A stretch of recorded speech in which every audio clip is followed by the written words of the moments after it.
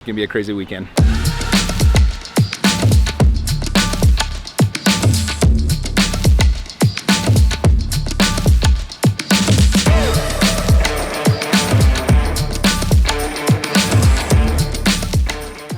What's up, guys? Welcome to another episode of the Jimmy Rex vlog. This week we have a really fun event. This is our first ever Next Gen program event, and we have 25 young dudes ages 13 to 17.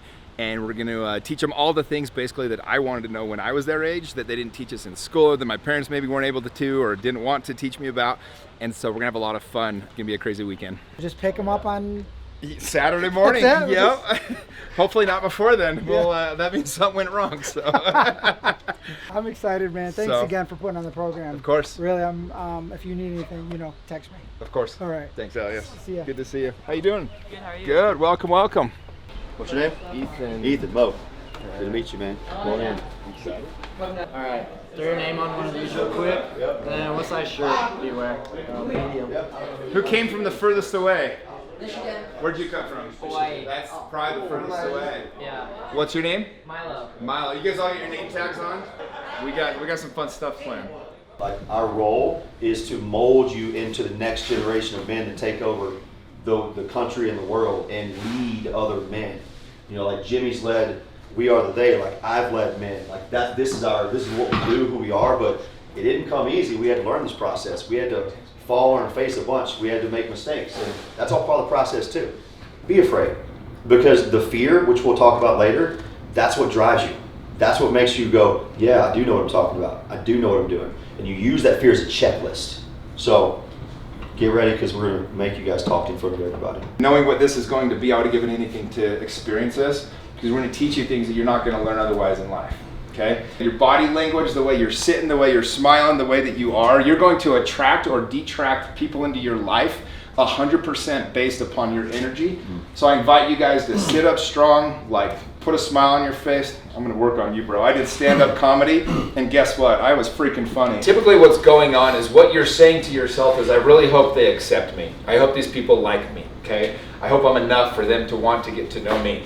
And we kind of have this imposter syndrome is what we call it, where it's like, oh, maybe they won't think I'm cool, or maybe they don't know how cool I am, or whatever. I sit next to a guy named Prince EA. You guys, anybody ever seen his videos? He makes some really cool. He's got over 3 billion views on his videos, okay? And he even has this. And this guy's literally one of the biggest influencers on YouTube. And there's a lady sitting next to him named Jen Gottlieb. And we did this exercise to overcome feeling like an imposter. And she said, here's what I do whenever I feel like, I'm an imposter. Like I'm not, like maybe I'm faking it or whatever else. She says, I've written down a list of everything that makes me amazing. Hope you guys like what does it.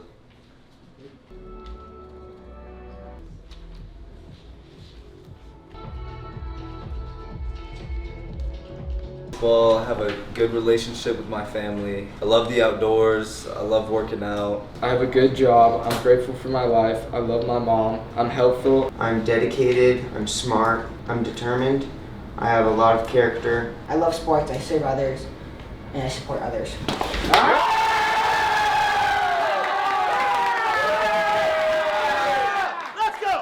Get to know each other during this time. We'll take a full hour and enjoy yourselves some meal. All right, guys? All right, so we're about 3 hours into our first Next Gen program, and it's interesting. This is so much different than when you're hosting the men. One thing about kids, I think they're a lot more reserved. They're a lot more timid. There's about a third of the kids didn't even want to be here. I found out. I asked them, and they all raised their hand, and I said, whose parents are forcing you to be here? And so we did a kind of an ice-breaking exercise, which you just saw, and I think that really helped, giving the guys a chance to talk about what makes them amazing. Too often in life we don't celebrate ourselves, and so we did that. But we're gonna do a pretty deep exercise now. I'm gonna read a series of questions where these kids can really start to get a little bit more vulnerable with kind of what's going on in their lives, and hopefully we can dig into some of that. A lot of them, I asked them a question. I said, how many of you guys wish you had a better relationship with your parents? I think all but 3 hands went up. And so that's the stuff we want to dig into and help them to be able to repair those relationships, understand their parents a little bit better and deeper, and really find out what's going on there. What did you guys learn about each other? You guys pay attention to the other guys that stepped in the circle at the same time as you, maybe understand you a little bit better? Yeah?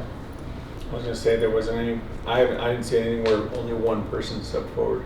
Boys, that shit is hard. That's something that most grown-ass men are afraid to do. Breath and the words you say to yourself. Those two things you always have control over. And it's in that order.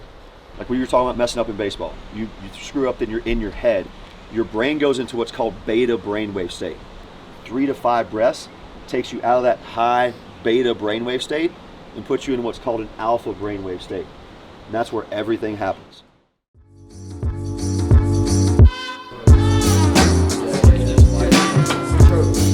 How many do you guys want?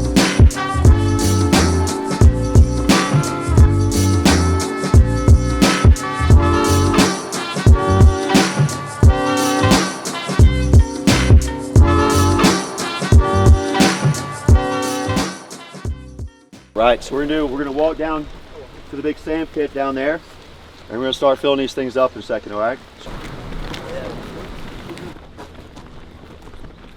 So, this is where you gotta be a bit intuitive with it, but start with halfway and see how you go from there, okay? Help each other out. You've got 3 minutes to get this complete. Go. Just tie it off. Keep it tight. Biggest guy in your squad is now down. You have to get him to the finish. Where are we going? We'll see. You guys right behind me? If you need to put it down, it's going to drop, okay? Like I'm about to push you to a point where you're going to fail. The challenge is what we talked about last night.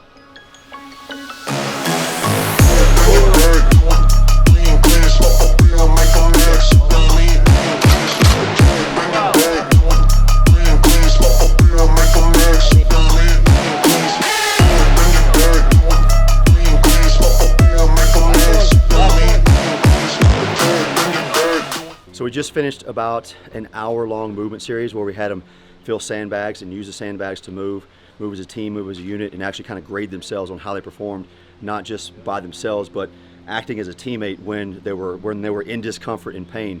So we just finished that. They're hydrating right now, and we're about to put them in the ice bath for the first time. So it's going to be a good test for them to use their breath and to see if they can keep themselves calm in another uncontrollable, uncomfortable situation. Yeah.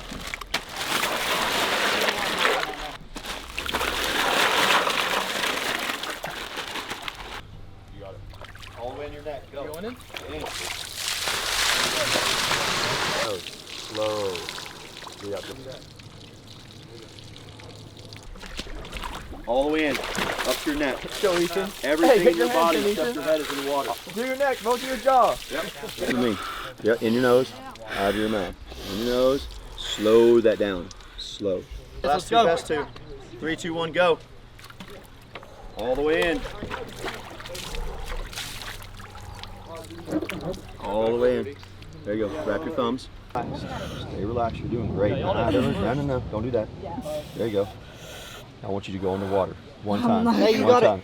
Come on. Just duck your face. Go in Dunk for 3 fast. seconds. Ready? Dunk 1, fast, 2, baby. 3, go. There you go. Good. Get out.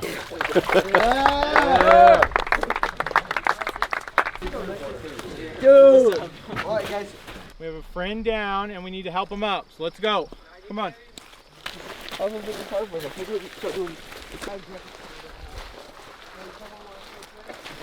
What do I need to grab? You're more than 2 feet apart from your team. You're failing. Go. I don't hear anybody talking. I'm carrying down. I'm going to tell you right now, these guys won, but they would not have won if you guys hadn't pushed them. Do you understand that? So these guys get to celebrate because of you, because you challenged them, because you ran hard, they heard you, and that forced them to step up faster. So you did your best. Was it good enough in this mission? Not quite, and that's okay, because in that, you allowed somebody else to be victorious. And you can learn from that. Down. One. Down. Two. Down. 3. Down. 4. So, hope you thought about it because I gave you ample time. I want to know, what are you afraid of? Your fears are futuristic. You know, they're not real. They don't own you. Every single day, that's why we have to take a proactive approach to figure out ways to love ourselves and to make sure that we overcome that. I told you guys a story yesterday about when my dad told me that I wasn't good enough. Like, literally words came out of his mouth, and I wrote that on my hat. And affirmed that to myself for years and years. It took me almost 25 years before I finally was able to let that go. And so the reason why this exercise is so powerful is you guys get the chance in this moment to decide what you're going to believe about yourself. We all have that drunk monkey, I call it, right? It's that voice that's always saying things, and their entire job is to get us to think things about ourselves. And when you start hearing that voice, when you start hearing yourself thinking those negative thoughts or those limiting beliefs or those negative patterns, whatever comes into your mind, just think of it as like a drunk monkey, and you wouldn't listen to a drunk monkey, right? And overcome that. This is going to be one of the more important parts of the weekend for you guys to learn. Erica, the floor is yours. Awesome. Well, hey guys, my name's Erica. How do you know if a girl likes you or wants to kiss you? She's not making eye contact or she's like looking away. Just go home. Just stop. One of the most attractive things a guy can do is say, "Can I kiss you?" You know? Yeah, because good. Even if it's totally there and it's in the moment and then they say that, you're like, yes! Yes, please! Yeah. But not all the time. But like maybe the first couple of times or something, you know, when you're not sure. What is the most preferable job you want your husband to have? How much money matters?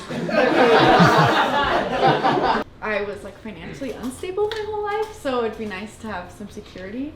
And I think someone like in the mental health industry would be awesome.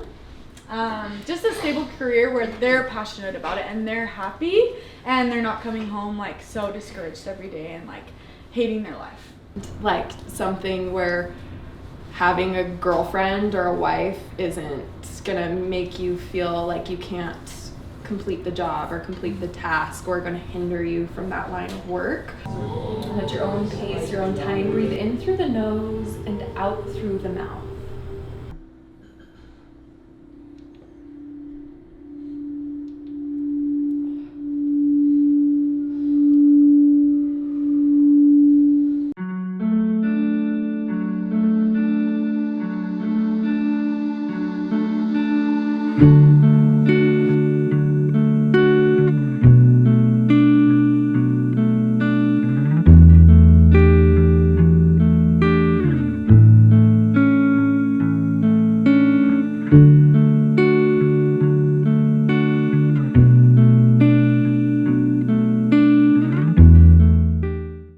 Guys' age, 12, 13 years old, right? They say, one of the questions I get asked a lot on podcasts is, if you could say anything to your younger self, what would you say? It's a very popular question. And I often say, you know, I wouldn't say anything because I wouldn't want to screw it up. I love how it's turned out. I wouldn't want to, you know, risk saying something that caused me to have a different life than I do today. The truth is, as a little 12-year-old kid, you know, I had a lot of pain. 13-year-old kid, 14-year-old kid, because we all do. But I'm just going to invite you guys to come up here and you can share whatever you want, whatever your experience was. I'm going to invite you to be brave, right? Be vulnerable. Some of you guys didn't really love that hug exercise. Other of you really did. The day we all learn to give a hug like Erica will be a damn good day, I'll say that. Whatever you're willing to talk about or share, whatever your feelings are, this is a safe container. It's why we can't talk while other people are up here. This is that space that I needed. This is that opportunity to be able to share our feelings and talk about whatever you guys want. We're going to give you a chance to get up and share. Just come on up and hopefully we'll hear from all of you, okay? It felt so good. And I don't know, I heard some crying too, you know. And I'm glad all you guys participated. I could hear it. I could hear like everything. It was something that I didn't know that could come out from my body. I went through all of this emotion doing it and everything, and it's like I felt the emotion coming off of every single one of you guys, and it's like made me realize that we all go through the same problems and we all have the same problems, and some of them are different, and then it's just like, to me, shows that we can all be united even though we're all different. I just can't help but think of the world that my son eventually gets to grow up in because you are all paving the way for him. You're all paving the way for him and setting a new standard of what society's norms should be for men, and the things that you're doing and being able to lay down here for 60 whole minutes and do what you just did. There's not a single girl you're not going to be able to ask out. There's not a single team you're not going to be able to make, a single coach you're not going to be able to handle, a single argument, conversation, conflict, whatever it might be. I promise there's nothing that you can't handle, because now you have the ability to connect to, number one, just your belly breath. That's it. Just go to your belly button and think there. If things are getting hard and you're feeling those emotions, the conversation, whatever is going on, the hard stuff or the good stuff, wherever it is, how can you connect yourself back to your breath in those moments? All right, so last night was obviously a lot, super heavy. Breath work was amazing. It was cool. I think that was the best I'd ever seen a group do breath work in these kids. That was all their first time. So that was super humbling. Me and Erica were texting at 3 o'clock in the morning last night. She was still sitting there thinking about it and texting me about the kids and how life-changing that was for her. She said she knew she had to be here, and last night she said they just validated everything of why she's still here. So it was really cool to have that experience. Today is going to be a little bit easier day. We're going to take them out on the boat. We're going to have some fun on the lake. We're going to play some games later tonight and just kind of let them continue to mingle. One of the things that we try to do at these events is never overdo it to the point they feel dead when they get back. So tonight we really want to take it easy on them, let them just enjoy each other's company and solidify those friendships they've been forming. I have no idea how to do surfing or wakeboarding or anything, but we're gonna see what happens.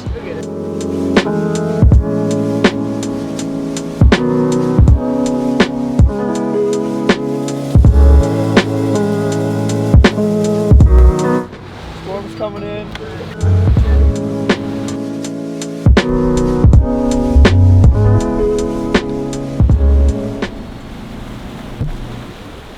Ingested so much water.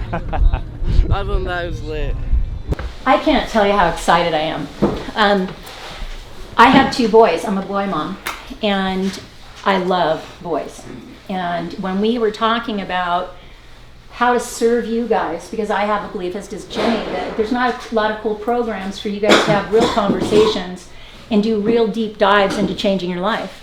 The thing that's really cool is coming up here and getting to see you guys, getting to have you have experiences you don't get to find in a lot of other places. So I'm curious. I know I didn't get to see the first night you guys raised your hands. How many of you guys didn't want to come? I love it. Just so you know, when we do the women's retreats, more women than you guys put up their hand. They don't want to come either. Just so you know. How many of you are glad you came now? How many will come to the next one? How many are going to tell their friends that they should have been here? Awesome. Fear can be our friend, and it can be our biggest enemy. And if it's keeping you from the life you want, fear is not your friend. I'm going to be honest with you, life can be hard. All of us are going to have hard things happen, and some of you guys already have. In fact, all of you probably have. But the beauty is, the more you choose to walk and conquer it and go through it and fight to get to the other side of it, you're going to build muscle that no one can take from you. So this game's called Mafia.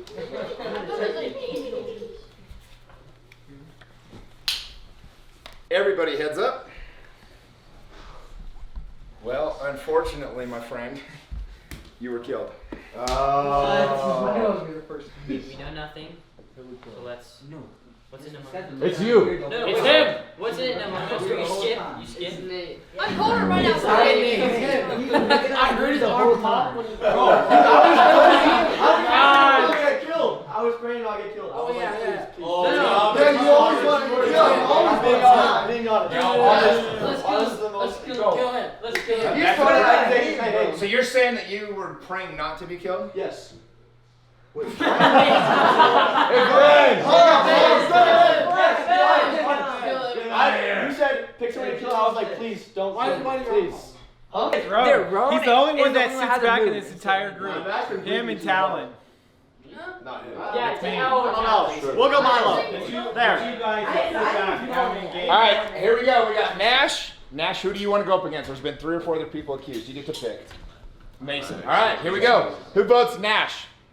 1, 2, 3, 4, 5, 6, 7, 8, 9. Who votes Mason? 1, 2, 3, 4. Yeah, get out here. He's dead. What were you, Nash? I was Mafia. Bang! Bang!